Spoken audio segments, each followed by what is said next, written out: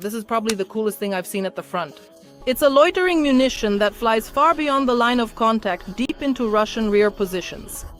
Ukraine's armed forces may never match Russia in sheer manpower or military hardware, but they hold one priceless advantage: home ground. They fight on familiar soil, where every ridge, road, and river becomes a weapon. This deep understanding of the terrain has turned the tides of countless battles, and nowhere is that clearer than in the forests between Luhansk and Donetsk, where a familiar landscape became Ukraine's silent ally. The forest at war.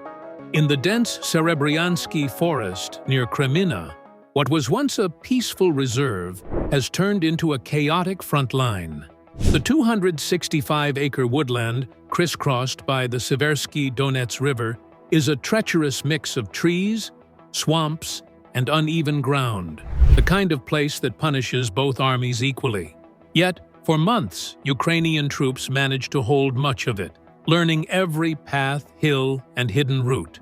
They mapped supply trails under the trees, allowing supplies and reinforcements to move quickly and unseen. But the Russians struck back. Using drones and relentless artillery, they eventually forced Ukraine's soldiers to withdraw, capturing those same vital routes. On paper, it looked like a victory for Moscow. In reality, it was the start of a clever trap, turning retreat into strategy. Unlike the Ukrainians, Russian troops didn't study the forest or build their own routes. They simply took over the ones their enemies had left behind, moving men and machines through paths already mapped by Ukraine. What they didn't realize was that every one of those routes was now under quiet Ukrainian surveillance. Drone operators, familiar with the forest's geography, began hunting Russian convoys one by one, striking with pinpoint accuracy. A viral clip showed a Ukrainian FPV drone weaving through the forest canopy before destroying a Russian UAZ Patriot vehicle near Kreminna. The blast wiped out both the machine and the officer inside. Another drone confirmed the kill from above. Cold, clinical, effective. It was proof that Ukraine's mastery of drone warfare was reshaping the battlefield. Not long after, soldiers of Ukraine's 63rd Brigade followed Russian supply trucks through the trees. They traced them to a hidden control post for Russian drones, well camouflaged and thought to be safe. A precise strike followed, wiping out the post, its operators, and a nearby ammunition depot. In seconds, what Russia had built over weeks vanished. Knowledge is power. These victories came down to one simple fact: the Ukrainians knew the land better. Months of experience in that same forest gave them a sixth sense for where enemies would move, hide, or attack. The Russians, meanwhile, were trapped in a maze they didn't understand. A deadly puzzle where every wrong turn could mean destruction from above.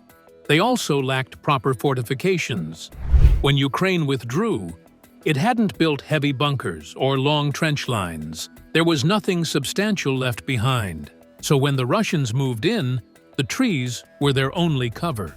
Exhausted and undersupplied, they dug shallow foxholes and improvised shelters, useless against Ukrainian drones that could spot and destroy them in seconds. A forest of no return. One drone video revealed Russian troops crammed into a dugout so tight they had to leave their weapons and ammunition outside.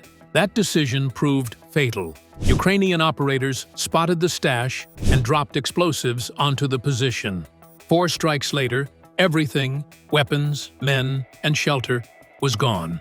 Such incidents have become routine.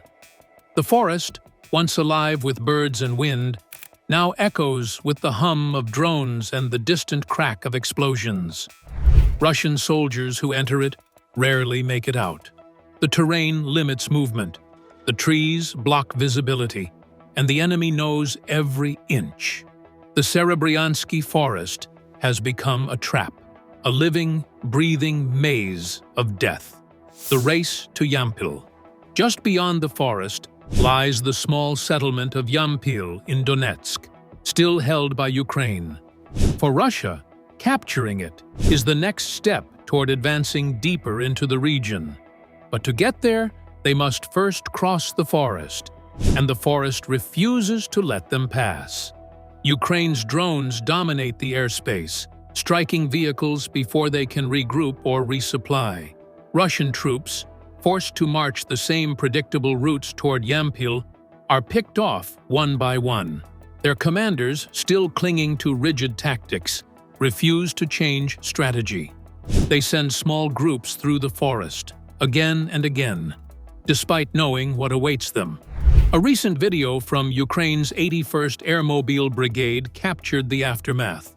Two surviving Russians hiding in a basement in Yampil after their squad was annihilated. Drones found them, forced them into the open, and infantry fire finished the job. Stories like this repeat daily. The forest eats armies whole. A mirror of the war. The situation in Serebryansky mirrors the larger war. Across the front lines, Russian leaders rely on brute force and numbers rather than adaptation or intelligence. Their soldiers are treated as expendable, thrown into hopeless assaults with little food, rest, or reinforcement. Internal documents have revealed staggering losses. Over 281,000 troops dead, wounded, or captured, and more than 13,000 pieces of equipment destroyed. Despite this, the same outdated strategies continue, grinding men and machines into dust.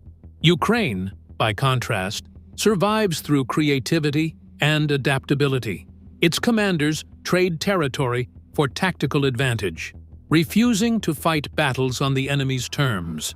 They think ahead, turning defeats into traps and retreats into opportunities. The Serebryansky operation was the perfect example. What looked like a forced withdrawal became a setup for devastating counterstrikes. The power of drones.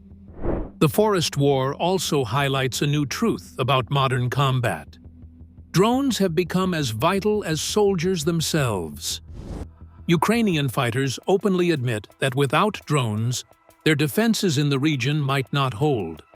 The aerial eyes and precision strikes make up for smaller numbers and weaker firepower, giving Ukraine control of the battlefield from above.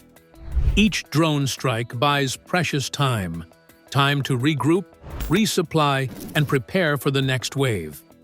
That's why Yampil still stands, why Russia keeps losing ground despite endless reinforcements. The forest isn't just a battlefield anymore, it's a demonstration of how technology and intelligence can overpower brute strength. A wider pattern. The same pattern repeats elsewhere. In Pokrovsk, southwest of Yampil, Russia has deployed over 100,000 troops trying to break Ukrainian defenses. They've used artillery, tanks, and sabotage teams disguised as locals. Yet, the city remains unconquered. Ukraine's deep understanding of the land keeps them one step ahead.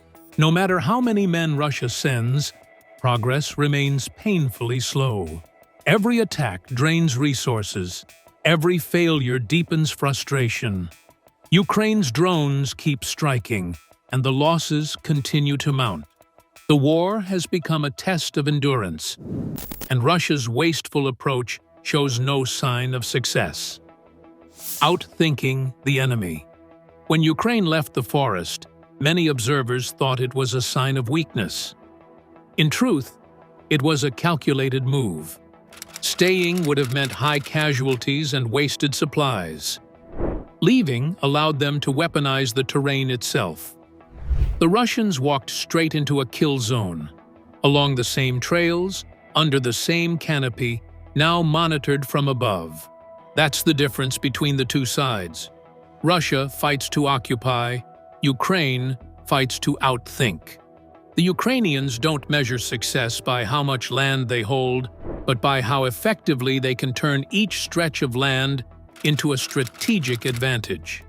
In Serebryansky, they've done exactly that, transforming a forest into a fortress, a place where technology, terrain, and intelligence converge. Every fallen tree and broken path tells the same story. The hunters have become the hunted. The slaughterhouse of Serebryansky, what was meant to be Russia's springboard toward Yampil, has become a graveyard instead. Convoys vanish under the trees. Command posts explode without warning. Soldiers vanish into the mist, never returning. The Serebryansky Forest no longer belongs to either side. It belongs to the drones that haunt it, to the unseen operators who shape its silence into power. And as long as Russian commanders keep sending their men down the same doomed paths, the outcome will remain unchanged. The forest will keep consuming them, one by one. The bigger picture. The story of Serebryansky isn't just about one patch of land. It's a reflection of the entire conflict. Russia's massive army, once feared worldwide, now bleeds in forests, fields, and trenches, undone by its own stubbornness. Ukraine, smaller but sharper, turns every setback into strategy. In this war, intelligence outweighs size, precision outshines power, and silence can be deadlier than thunder.